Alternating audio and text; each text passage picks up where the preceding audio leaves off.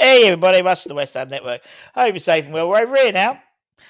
West Ham have officially announced the signing of our ninth signing, Carlos Soler, and that came about 10 minutes after West Ham had announced that JWP had left on a season-long loan. We have signed Carl. He looks a very handsome chap. Anton's going to be putting a picture of him up in a minute, but delighted to announce the signing of Carlos internationally. Well, he hasn't played international for a while. 29-year-old has signed on a deal until this season, so it's not a 2-year loan, just a 1-year loan. And as we reported, it did seem to be just a straight loan. He'll be our ninth. Tim has quoted as saying, we're delighted to welcome Carlos to West Ham. We've admired him for some time. And whilst we had to wait until the final day, we're really pleased to have him on board for the remainder of the season. Talented player who will undoubtedly add quality to our midfield. His ability on the ball is unquestionable. To have him in a West Ham shirt. We are delighted. He's a nice. We are indebted to the board for their support throughout the window. We're delighted with the business we've managed to complete, and I'm sure fans are as excited as we are for the remainder of the season. Yes, Carlos Soler. That is a very good point. Where does he fit in? You know, being a J-Lo man, being a Loppy man, will he dislodge Soucek? I would say he would. I've always thought it'd be Alvarez with Rodriguez playing as his understudy and Soler coming in alongside him. It does add a question in terms of that 10 spot, because obviously where we would prefer maybe to see Kudus play in the 10 spot, by bringing in someone like Soler, you imagine that covers 8. Paqueta playing 10 and Kudus playing on the left. We know he's wasted on the left, in my opinion, but that could be the way we go. Different options. Other option is maybe even putting young Jared up front sometimes and playing Kudus on the right and bringing in Somerville. There he is in a packed up to London Stadium. That was him on the pitch at the Bournemouth game by the looks of it. Plenty, and he looks very well. One apparent reason for the hold-up is Aaron Cresswell, because he has a better set of hair than Aaron Cresswell. That's part of the reason. Aaron was a little bit he had his nose put out of joint that he's got better hair than Aaron Cresswell. But in terms of him, I can't remember what it is. I've lost count. 10 out of 10. Holy crap, what a ride that was. Exciting times. He looks like a wizard, Harry. You're a wizard. Probably the best signing in the window. We'll have to wait and see. You know, we haven't had that sort of, I don't know, I don't know how to explain, like Bruno Neves type, David Silva type player. And that's what Carlos really is. He's that sort of ball-playing midfielder. He can play in a deeper role, but where he's more prevalent is in a forward attack. And so, no, he can't play now. He wasn't signed before the time. There he is, getting the moody picture. You can tell it's very dark. I even put the lighting. That's very poor lighting, which is quite impressive. Who took these pictures? Let me find out who took the pictures. In fact, it's Arthur. It's very impressive because he was at. I don't think it is Arthur actually, because Arthur was at the what's name? He was at the under-21s. Who was the? I didn't know you were doing that. I did not know you were doing that. Luke, sorry. Absolutely brilliant. Right. Are you ready for the 6 things that you need to know about Carlos Soler? Only 6? Only 6 today. Russ, give me the numbers. He's a loan signing. Numero uno. No. No. If it wasn't for a Game Boy, he may never have taken up football. Carlos' football journey began as a youngster in his home city of Valencia on the eastern Spanish coast. However, with a bribe from his grandfather, he may never have taken up the game. Not that he didn't already show an aptitude for the sport. Going along to watch his brother play for the local team, he would take shots on the pitch at half-time, impressing the coaches there while kicking a ball. Appealed to the young Soler, joining a team didn't at that stage, so his grandfather promised him a Game Boy if he joined up, and the rest, they say, is history. Numero dos. It wasn't long before he was in Valencia's academy. By the time he was 7, he was on the books of the local giants Valencia, acting as a ball boy and carrying their flag at European games. Carlos soon acquired a taste for what was to come. He made a senior debut at Valencia's B team in the 3rd tier in May of 2015. He was just 18. Less than 18 months later, he was in the first team and he scored his first La Liga goal in January 2017, helping Valencia to a 2-0 derby win over Villarreal. Numero 3. Tres. He was a fan of the Premier League growing up. Even when he was developing as a kid in the academy, Carlos had half an eye on his future in the Premier League. Early Sunday evenings in Solar's household meant watching English football on the television with his dad, thanks to the channel Canal Plus. There are memories of his countrymen Fernando Torres, Ches Fabregas, alongside fellow midfielders like Steven Gerrard. Now he's ready to make his mark on football himself. Numero 4. He once scored a hat-trick of penalties. He holds a unique place in the La Liga history. He's just the 3rd player to score a hat-trick of penalties in a single game in the competition. He achieved the feat on 8th of November 2020, scoring all 3 of his spot kicks against Courtois to seal a memorable 4-1 win over Real Madrid. He would go on to finish the 2021 campaign as Valencia's top goal scorer with 12 goals in all competitions as he continued his ascent to the pinnacle of the game. Numero 5. He's a serial winner. After 6 hugely successful years in Valencia's first team, 226 senior appearances, 36 goals, along with 2019 Copa del Rey's winners medal, he earned a move to the French Giants PSG in August 22, having already collected that first piece of silverware in his hometown club.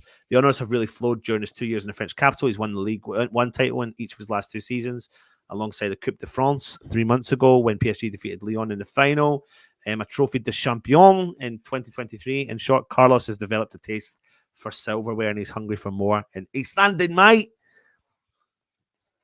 Numero 6. He has appeared alongside a former Hammer in Spain colours. Carlos has acquired an enviable collection of medals whilst in his national team and won one of them alongside a popular former West Ham player. Solar was a teammate of Pablo Fornals as the pair helped Spain's under-21s to glory in the 2019 UEFA Under-19 European Championships in Italy and San Marino. The pair remain friends to this day. In fact, the pair have played together on 14 occasions, 12 whilst with the under-21s, twice for the men's senior outfit.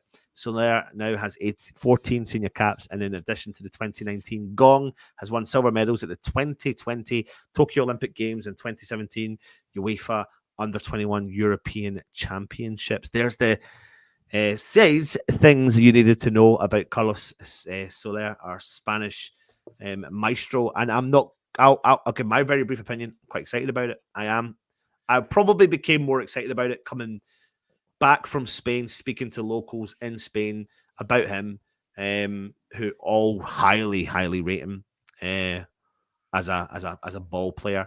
And Dan made the valid point. If we get the Valencia Soler, we've won a watch. Yeah, very true, very true. PSG was a vanity move. I think it was the wrong move for him, to be fair.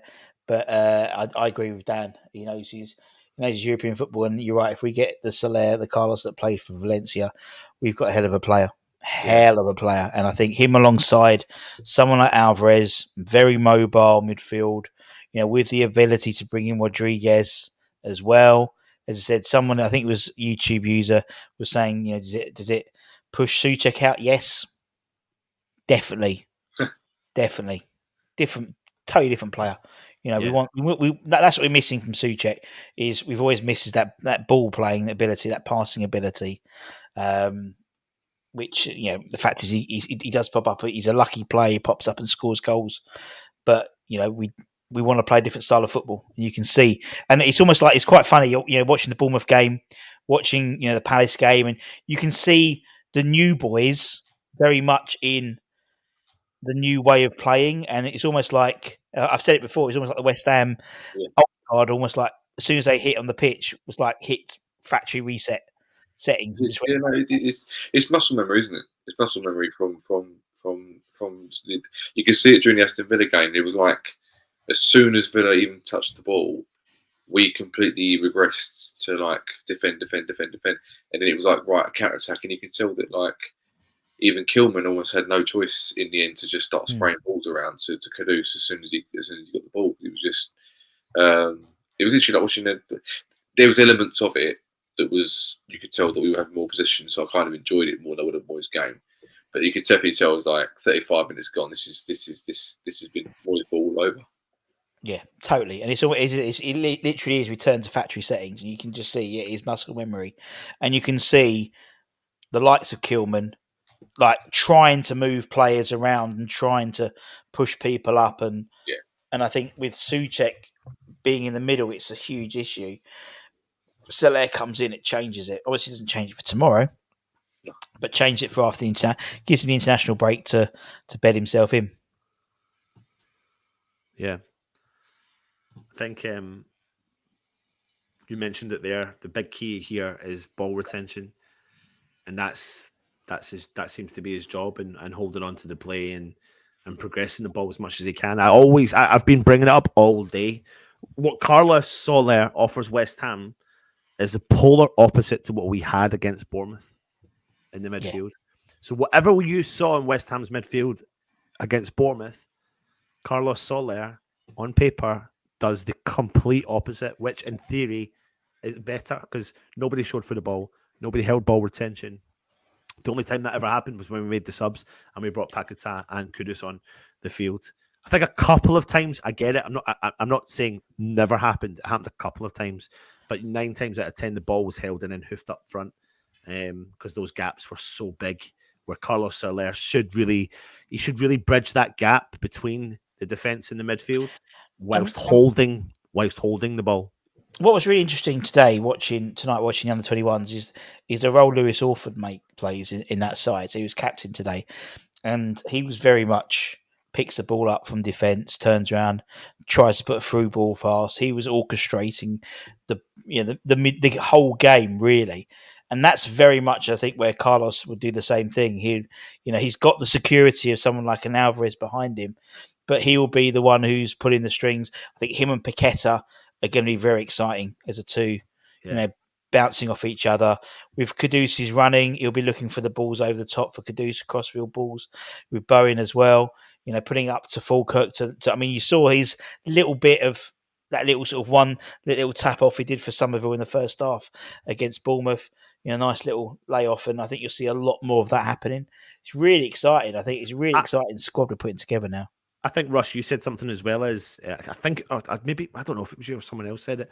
Someone else on our channel recently said, we've got enough now to keep us going, and I can understand people's frustration, maybe not looking at another striker. We've absolutely got enough to keep us going till January minimum. Minimum. Yeah. We do. Even up top, worst case scenario, even up top, we've got enough to keep us going. So what we now need to do is just bed down with this team, support this team, and give them time to bed in. We've, fortunately for us, Kilman looks like a quick settler. We just need Todibo to settle in quickly, get in quickly beside him. Then you look at that back 5 of Wan-Bissaka, Todibo, Kilman, Emerson, and Areola, and you should, in theory, on paper, feel a lot better about your defence than what you... Sorry. No, 2 questions quickly. First of all, are we sort of mixing a Man City preview into this video? What we think is going to the lineup will be tomorrow? I'm not on about predictions about scores. Well, I'm gonna. If you want to do that, I'm gonna let you and Russ do that because I'm tapping out. I've been on since I think I've actually been on all day. My eyes are going to go wrong. Did you also drink hot lava as well? That's fair enough. Before I go, I just want to let everyone know 9 deal sheets were submitted by the Premier League. The Premier League Sky Sports believe they know who 3 of those deal sheets are. Jadon Sancho. 4 of them: Armando Broja, Maxwell Cornet, and Raheem Sterling. There's 5 more sheets that they don't know who they belong to in the Premier League that have been submitted. So could you imagine? Anyway, Carlos Soler, Spanish. Yeah. We need to come up with a name for him. Spanish Matador. Yeah. The Soler panel. The Soler panel with the one who takes Soler panel. Oh my God. Who soaks in the sun. Cockney Carlos. Nah, no, you don't have to always do the double barrel thing, Russ. don't always have to have the same. He's a bit of a Stan Lee, old Rusty B, isn't he? He's Yeah. what? Bit of a Stan Lee. That's the old Peter Parker. Peter Parker. Oh, hold on. Yeah. Another photo sent by West Ham. West Ham put another photo. Hold on. Oh, no, that's right. It's just confirming. Why have I just got a notification for that? Sorry. Luke, the ITK, was coming in with some news there. He's like, what? The late decay. The late in the know. I am going to go to bed. I'm going to leave Russ and I'll Luke go to to bed, leave you Nick. to have some fun. Well Much done, love. mate. Well done tonight. Radio. Here comes. Here you go, look. Here you go, look. Here he is. Hello. Sorry, I had to make a quick TikTok video. I had to get, little update. Priorities. Hey, this is what got me here. 20,000 followers over there now, which I'm really proud of. Much love. I'm leaving you all talk. Right. Fair enough. See ya. Ciao for now. Yeah, no, I mean, Carlos Soler. I think he's going to be I call it a sleeper signing, the one which I think will go shit at the end of the year. That was a good one. That was a good one. And I think he's, as I said, he's got a lovely head of hair as well.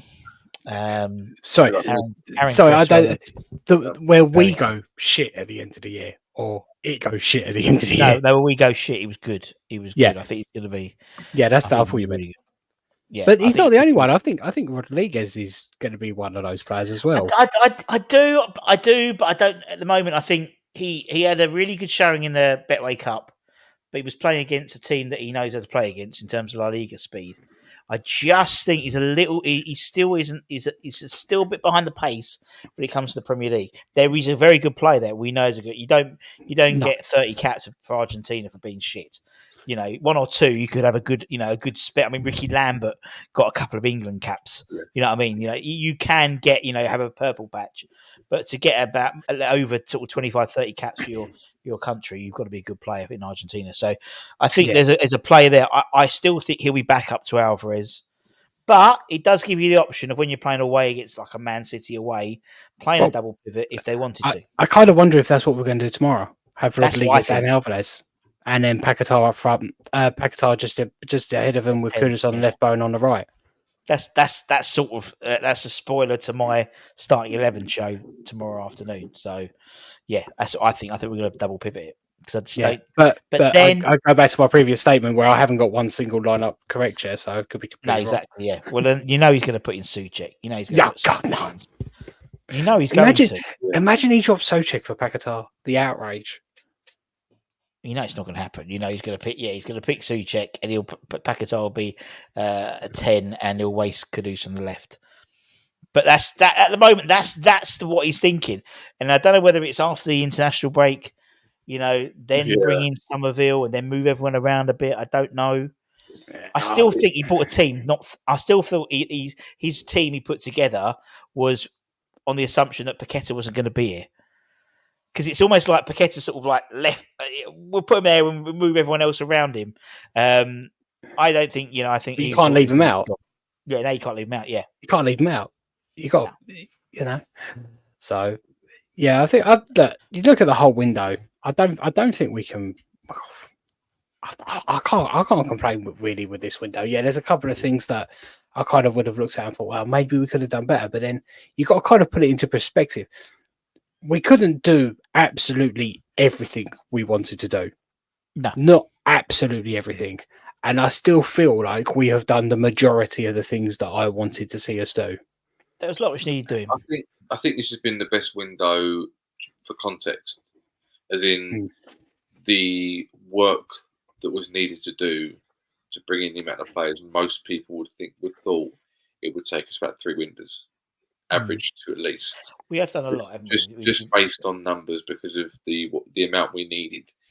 For me, we've not only done that as a starting point, we've also brought in a higher caliber of player than I ever thought we could have. Now, that's not to say I doubt it started, and it's just I thought, as a West Ham fan, you expect the worst. If you kind of think that the best, you want the best, but you know that you don't get it. So to get this amount of players in the first place, and then for those players back to be at the standard they are, it has to be, for me, one of the best windows, if not the best window of my lifetime, personally. Yeah, I feel we've brought in a mixture of experience for one.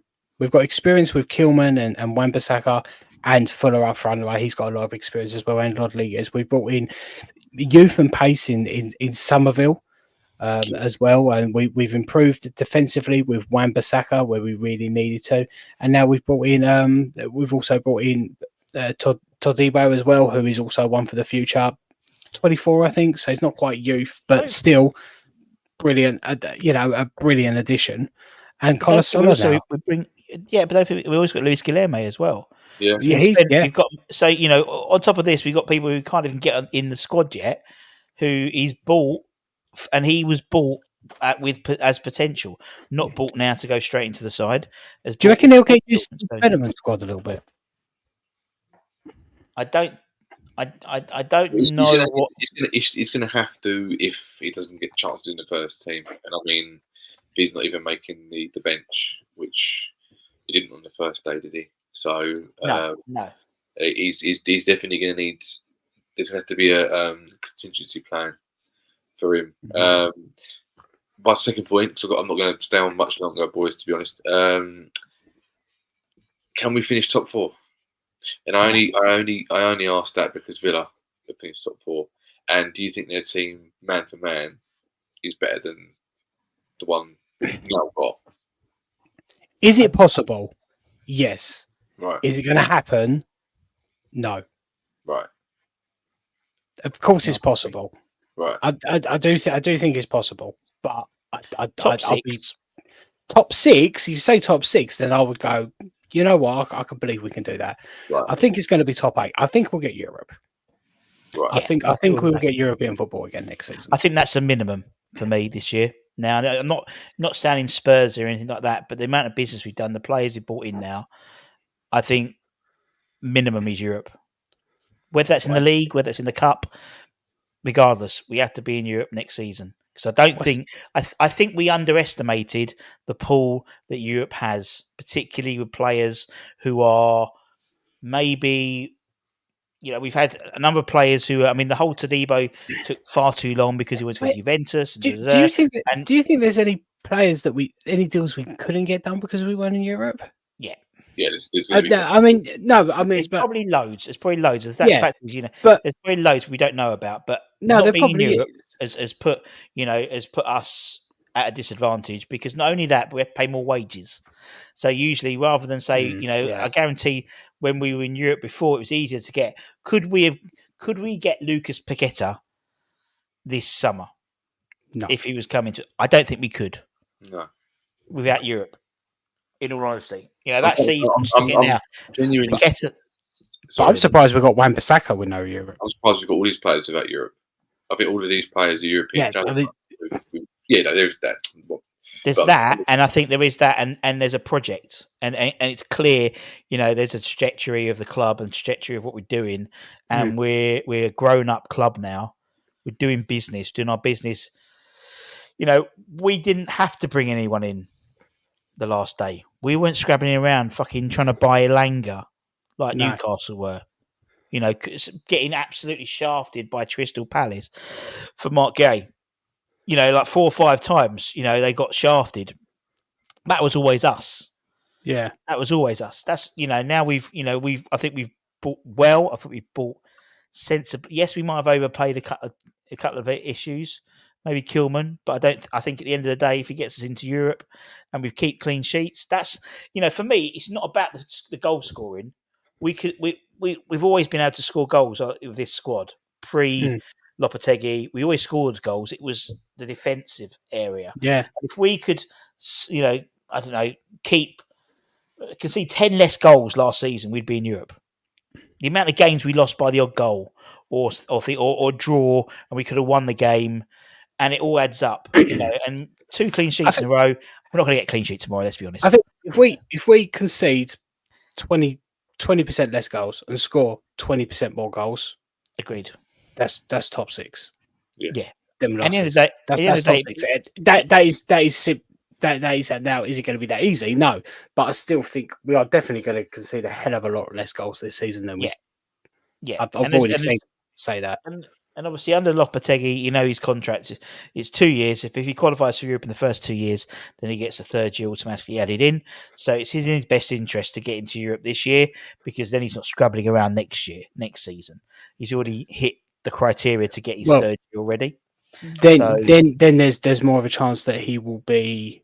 I mean, next summer, I don't know how I don't know what kind of position we'll be in to back the manager even further next season.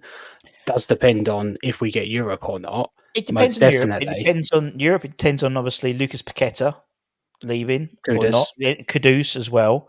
Yeah. And we've already got the ready-made replacement in Luis Guilherme for Kudus. That's basically the Kudus replacement, like the Brighton model, which everyone talks about. We're buying the second generation ready to put in. We sent George Earthy out on loan. So if we need someone, he can come in and next season. And I think, to be honest, this season's about getting a decent Premier League squad, qualifying for Europe, and next summer building the squad to accommodate for Europe. Bringing in extra quality to make sure we can play in Europe and also in the Premier League. And that's where we'll see a lot of the players that we thought might leave or we feel are not ideal for the squad now. That's when we'll see them leave and us improve on those positions next season. So, Creswell, for example, won't be here. He'll be in his last year. Contracts. Yeah. So I can't see Soucek being at West Ham United next season either. He's out of contract next year, next summer anyway. So he'll be out. So he'll be gone as well, and there'll be a couple of others. Soucek will still be there, starting in the starting 11. We'll get into the Champions League, and we'll be playing Real Madrid in the first game, and Soucek will just be front and centre. And he'll probably score. Probably, yeah. No, probably score. He's a lucky player. He'll do nothing else in the game. At the right time. No, exactly. And the fact is, he'll score goals, and goals win games. So, despite the fact what people say, he has a knack of scoring goals. That's what he does. And I wouldn't mind it if he was getting one every 2 or 3, but he's not. He's a modern day fox in a box. Yeah. Funnily enough. I mean, he's our top goal scorer in Premier League in midfielder after Mark Noble. I know. Ever. So I think that says more about the lack of quality we've had in midfield and longevity we've had in midfield rather than. So. You look at the quality we've had. I just think he's a lucky player, and some players are lucky, and he's just someone who just gets in the right place. As he said, he's a midfield fox in the box. Is he lucky or is he clever? I mean, you make your own luck in some ways. Don't you? You make your own. Well, no. I mean, I think it's a bit of both. Right.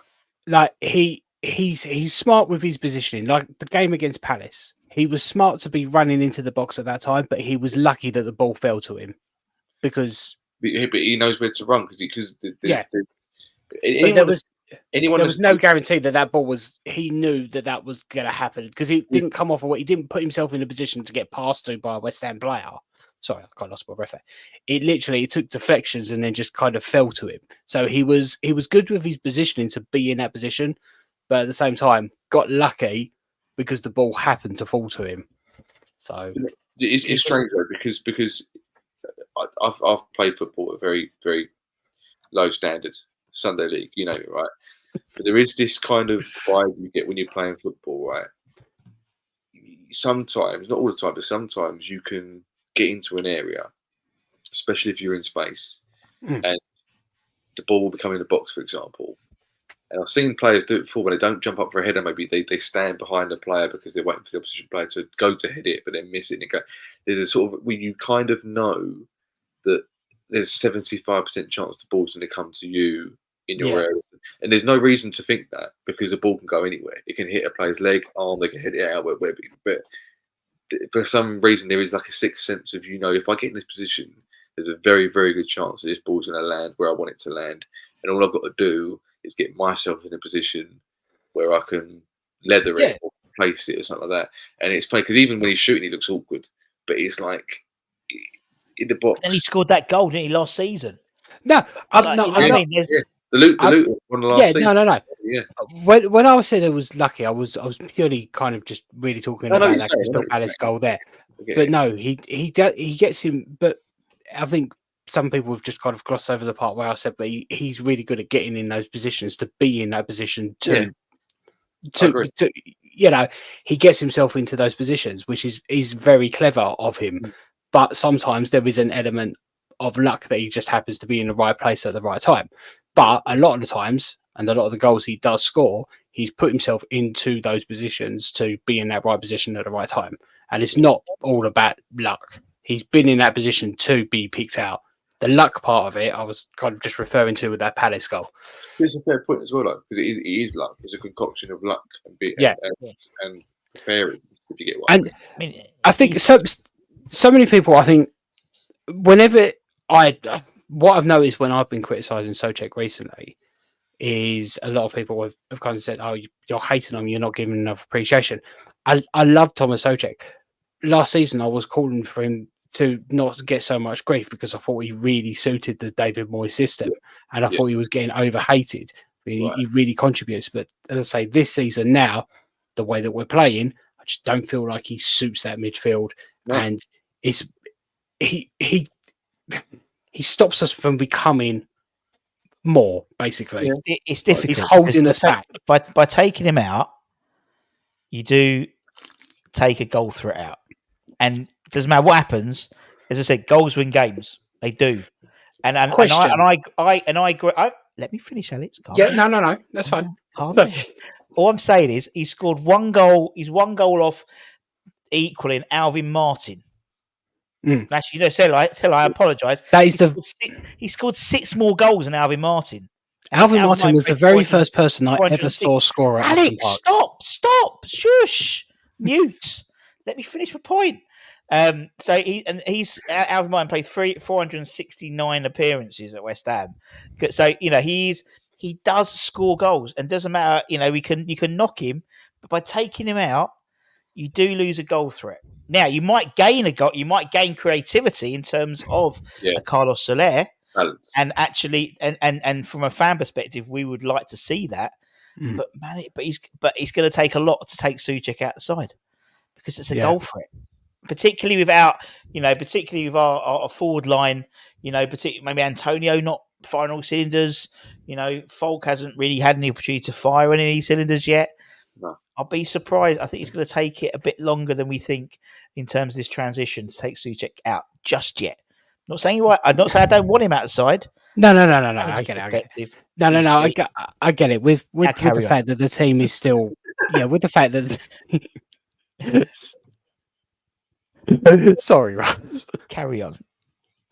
No, I do get a little bit irate sometimes myself. So anyway, no, I think with Soucek at the moment, having him in the side and there being a lot of uncertainty about where the goals are going to come from, it is not a bad idea having him there. But my annoyance is in the game against Palace.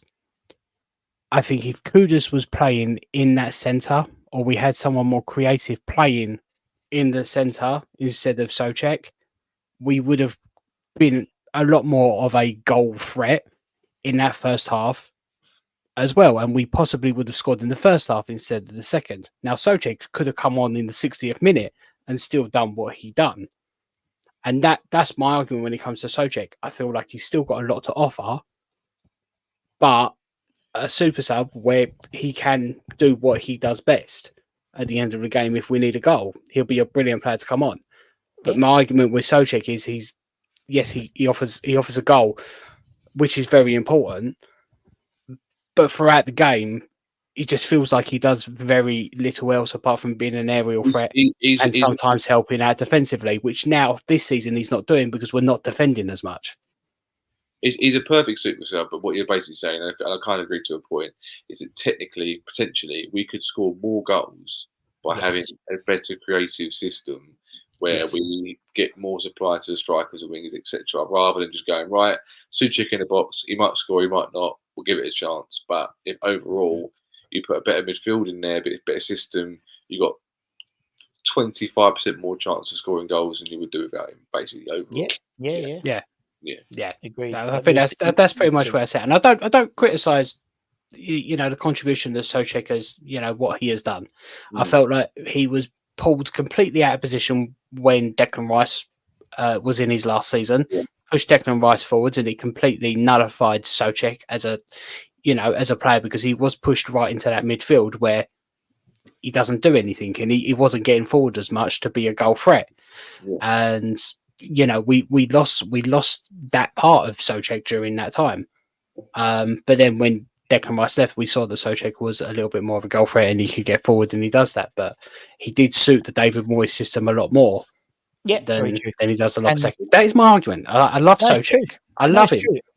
When we always say we want players. Yeah. See you later, boys. Take it. Oh, I see you later, mate. We always take it, mate. Yeah. We always want players who fight for the badge. Yes. That's what we always say. We want players who fight for the badge, who will give their all, who will give 100% of the pitch, regardless of what you think technically about him. He does give you 100%. No. He bleeds claret. But what I think, I totally agree with your point. I think, obviously with Soler coming in now, there's clearly that is a question mark over Soucek, whether Lopetegui will keep him in the starting 11. I don't think he will, but it's a risk. But as you said, it's a risk because obviously Carlos Soler, he needs to adjust to the Premier League and all that type of stuff as well. Yeah. He's a risk, but we've got someone like Soucek as a good backup. As I said, Biggie said the fact that we let JWP go instead of Thomas Soucek speaks volumes. Also, it's assuming that people came in for Thomas Soucek as well, which we're not aware if they have or not. We knew he was someone that they were looking at potentially shipping if a decent number came in for him, but obviously nothing came in for him. The fact is, JWP doesn't fit the way Lopetegui likes his midfielders to play.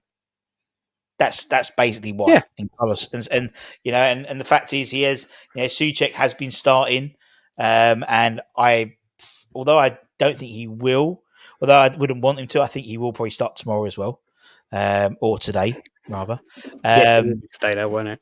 Yeah, so we might as well go to bed in a minute. But I just think it's going to be fascinating to see how it all works now. We've got all the pieces of the puzzle. By all accounts, it looks like Cornet was put one of the sheets submitted, and we'll wait and see if that is announced in the next couple of hours. I haven't seen any other news come out about that yet. No, nothing yet, but I'm sure they would do. I've just seen that. Is that Birmingham City just spent 15 million quid on Jay Stansfield? Really? A League One club have paid £15 million for a player. I heard that they were in line to break the League One spending record. That is crazy. Just shows you the level of spending now. How even League One are spending 15 million quid on a player. Yeah. That is if with the signing of Carlos Soler, obviously started with Luis Guilherme, then Max Kilman, then Wes Foderingham came in, then Craig Somerville, Nicholas Falkirk, Guedo Rodriguez, Jean-Claire Todibo, Aaron Wan-Bissaka, and Carlos Soler. So that's 9 first teamers plus 4 academy players as well. Lewis Brown. Forgot his dad's surname there. Lewis Brown, Kenny Brown's son, David Chigueda, who I think you're going to see a lot of in the next couple of years in the first team at West Ham. Balogun from Man United, and obviously Kante from Paris FC, who's gone back on loan to Paris. Means that obviously Mr. Irving, he signs another day. He's still here, and he's still here. Bless him. So yeah, that's a strange one. Still a strange one to me, Irving. I mean, he looks decent. I don't know anything about him. I know that he scored goals last season. Yeah, he kind of sounded like a bit of a Soucek player, right place, right time. I think he's gonna. He's a bit more of a ball player than Soucek by the sounds of it. Anyway, I've got to go. Yeah, so have I. She smelled a burning smell. I have to go and investigate. Anyway, I don't have to get up at 9 o'clock to get my Oasis tickets. I've got mine already. You've got yours already. Oh, good. Got mine already. I'm not overly fussed by it personally. Well, I was a big fan back in the day, so yeah. No, I enjoyed their stuff. I'm just not a big music fan personally. Anyway, let's roll with it. Yes. And let's go to bed little by little, and hopefully we've signed another rock and roll star in Carlos Soler. Hopefully. Yes. Take care. Stay safe. Come on, Stay you warm. Irons. Come on, you Irons. Come on, Irons. you Irons. Bye. Bye.